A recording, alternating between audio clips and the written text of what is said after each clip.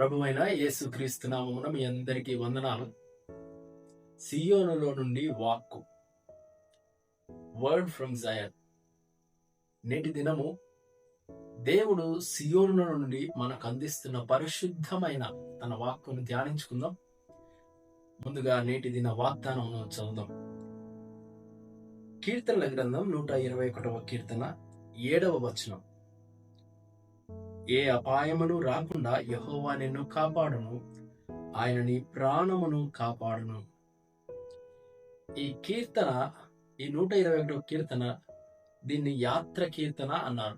ఈ కీర్తన రాసినటువంటి రచయిత లేదా కీర్తనాకారుడు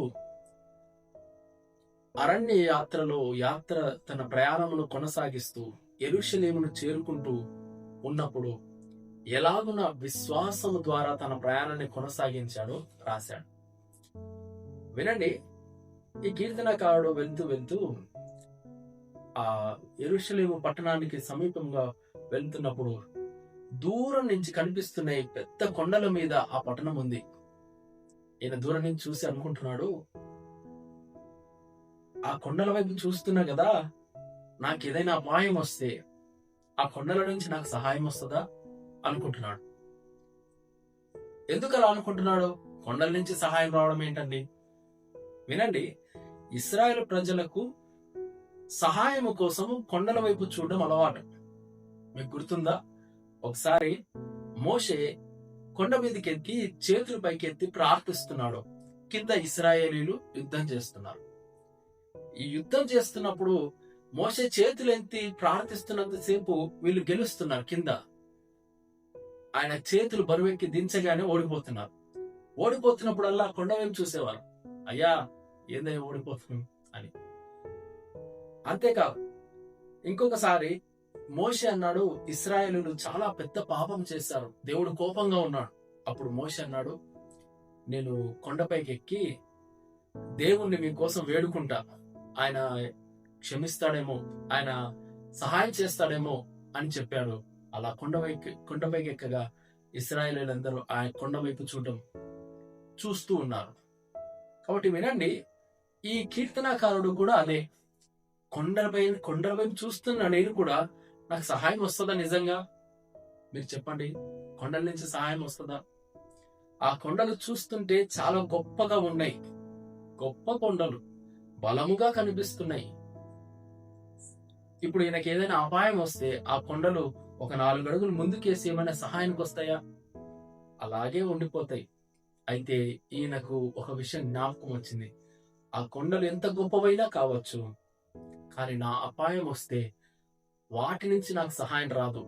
వాటిని, ఈ భూమిని, ఆకాశమును కలుగజేసిన యెహోవాను నన్ను తప్పక కాపాడుతాడు, ఆయన నుండి నాకు సహాయం వస్తుంది అని విశ్వాసము కలిగింది ఆయనకు.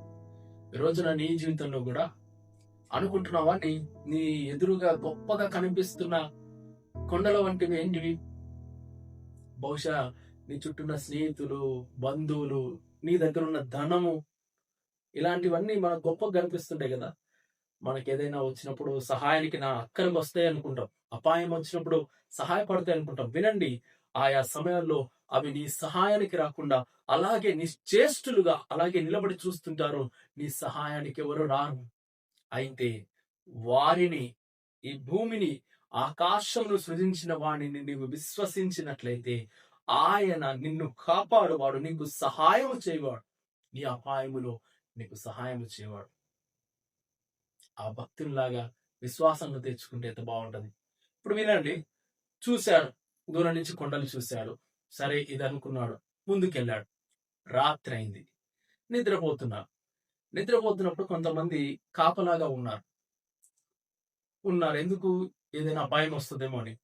ఈయన పడుకున్నాడు. కాసేపటి తర్వాత మధ్యరాత్రుల్లో కళ్ళు తెరిచి చూస్తే ఎవరైతే కావలి ఉంటామన్నారో వాళ్ళు కునికిపాట్లు పడుతున్నారు. ఇదేంటి, మమ్మల్ని కాపాడాల్సిన వాళ్ళు కునికిపాట్లు పడుతున్నారు, భయం కలిగింది. మీరు కూడా ఆలోచించండి. మనం కూడా చాలా సార్లు కార్లోనో బస్సులోనో వెళ్తుంటే ఆ కార్ డ్రైవరు, బస్ డ్రైవరు కునికిపాట్లు పడుతుంటే భయం వేస్తుంది కదా. అయితే ఈయన అలా చూసి భయపడుతున్నప్పుడు ఈయనకు ఒక విషయం గుర్తొచ్చింది. నన్ను కాపాడతాను అని చెప్పిన ఈ మనుషులు, ఈ సైనికులు, ఈ వ్యక్తులు కునకచ్చు, నిద్రపోవచ్చు, కానీ నన్ను నిజముగా కాపాడువాడైన నా దేవుడు ఆయన కునుకడు, ఆయన నిద్రపోడు. ధైర్యం వచ్చింది. ఏ అపాయం నాకు రాకుండా ఆయన కాపాడుతా అన్నాడు. వాగ్దానాన్ని నమ్మాడు.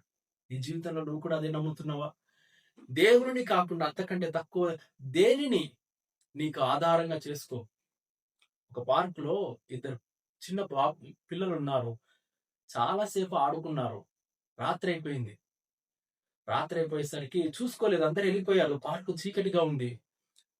చిన్న బాబులు, అన్న, తమ్ముడు. అన్న భయపడుతున్నాడు, తమ్ముడు భయపడుతున్నాడు. అన్న అంటున్నాడు తమ్ముడికి, రే భయపడకురా అంటారు. వీడు భయపడతనే వాడిని భయపడద్దు అంటున్నాడు. వాడికి ధైర్యం రావట్లేదు. కాసేపటి తర్వాత తమ్ముడు ఇంకేం కాదు అని ధైర్యం తెచ్చుకుంటున్నాడు. ఈ అన్నకు అర్థం కాలేదు. ఏంట్రా నేనున్నానని ధైర్యం తెచ్చుకుంటున్నావా అంటే తమ్ముడు అన్నాడు, అరే నువ్వు కూడా చిన్న పిల్లోడివే కదా. అది కాదురా, నిన్ను చూసి కాదురా నేను ధైర్యం తెచ్చుకుంటుంది. నిన్ను నన్ను కాపాడగలిగిన నాన్న వస్తున్నాడు, అదిగో దూరంగా. ఎంత గొప్ప విషయం కదా. వినండి, లోకంలో నువ్వు దేనిని నమ్మినా అది కూడా నీకు సహాయానికి రాలేని స్థితికి వెళ్ళొచ్చు, కానీ వాటిని నిన్ను సృజించిన దేవుడు నిన్ను తప్పక కాపాడువాడు. ఆయన కునుకడు, నిద్రపోడు. ప్రార్థన. స్తుతులకు పాత్రుడా యేసయ్య, నాయన ఈ వాగ్దానము చేత ఏ అపాయమును రాకుండా కాపాడువాడు యెహోవాయే. ఆయన మా ప్రాణమును కాపాడనన్న ఈ వాగ్దానము విషయమై కీర్తనాకారుని వలె విశ్వాసంతో ముందుకు కొనసాగే కృపను బిడ్డలందరికీ దయచేయమని యేసు నామమున ప్రార్థిస్తున్నాము తండ్రి, ఆమేన్. సియోనులో నుండి యెహోవా మిమ్మును ఆదుకొనును గాక. ఆమేన్.